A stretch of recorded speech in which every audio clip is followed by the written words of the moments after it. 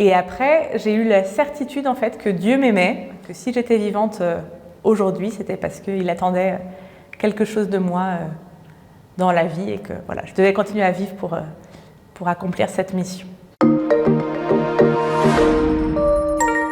Bonjour, je m'appelle Marie, je suis la deuxième d'une famille de 5 enfants et je suis mariée et j'attends mon 4e enfant. Quand j'avais 10 ans, je rentrais du collège en autobus et puis j'étais avec mon frère et on a eu un accident, on a traversé et une voiture ne nous avait pas vus et nous a renversés.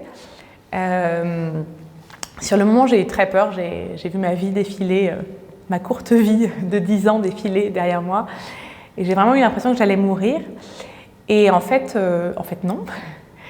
J'ai eu la certitude en fait que Dieu m'aimait et qu'il attendait quelque chose de moi. Que si j'étais vivante aujourd'hui, c'était parce qu'il attendait quelque chose de moi dans la vie et que voilà, je devais continuer à vivre pour accomplir cette mission.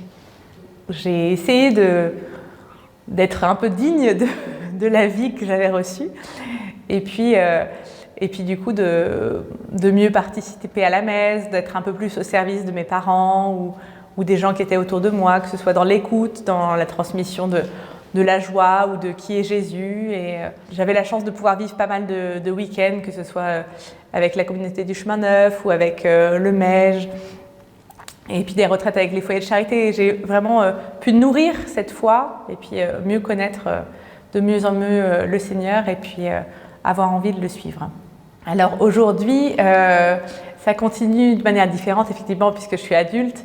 Je me suis rendu compte que c'était assez facile d'être ou de vouloir être saint quand on avait 18-20 ans. C'est un peu plus difficile quand on est dans la vie active, quand on est parent au quotidien.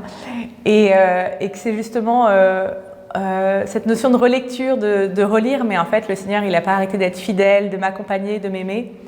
Et puis les moments plus difficiles, il était là, à côté de moi, avec moi. Et du coup, de rester dans la confiance et de rester dans cette joie et cette envie de servir et de recevoir le Christ, de me centrer sur lui et de pouvoir en témoigner autour de moi.